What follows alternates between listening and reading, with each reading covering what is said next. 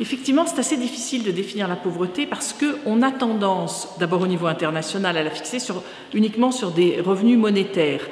Au niveau international, 730 millions de personnes qui vivent avec moins d'1,90 $ par jour. Mais vous voyez bien que ça ne dit rien de la pauvreté dans nos pays occidentaux.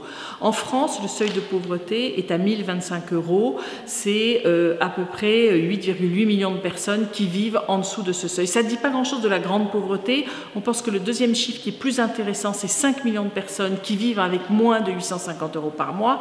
Mais une fois que j'ai dit ça, je ne vous ai en fait toujours pas défini la pauvreté, parce que la réalité, ce n'est pas simplement un manque de revenus financiers, c'est un non-accès aux droits fondamentaux que sont le droit à l'éducation, à l'accès à la santé, au logement, au travail, à la culture. Et ces droits-là sont indivisibles. C'est-à-dire qu'on se rend bien compte que s'il y a une attaque sur un de ces droits, par exemple, on le voit très bien sur le logement, si vous avez des difficultés d'accès au logement, c'est très compliqué d'accéder au travail, et réciproquement. Donc voilà, la définition de la pauvreté, c'est presque plus une privation des droits et des difficultés à accéder, ce que la population, entre guillemets, normale, arrive à accéder à des droits fondamentaux. Je pense qu'effectivement, il faut se poser la question dans ce sens-là, c'est-à-dire la lutte contre la pauvreté permet de lutter contre les inégalités. Je pense que l'inverse n'est pas vrai, parce que le risque, c'est d'oublier les plus pauvres dans cette histoire.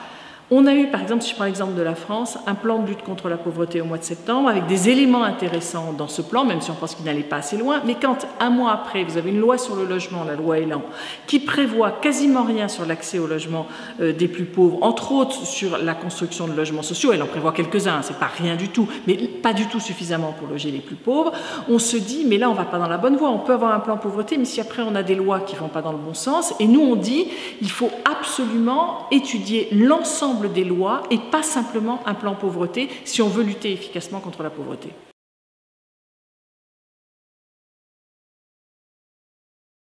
Ça nous paraît indispensable, si on veut lutter efficacement contre la pauvreté, d'évaluer l'ensemble des nouvelles lois, des dispositifs, des politiques publiques à partir des 10% les plus pauvres.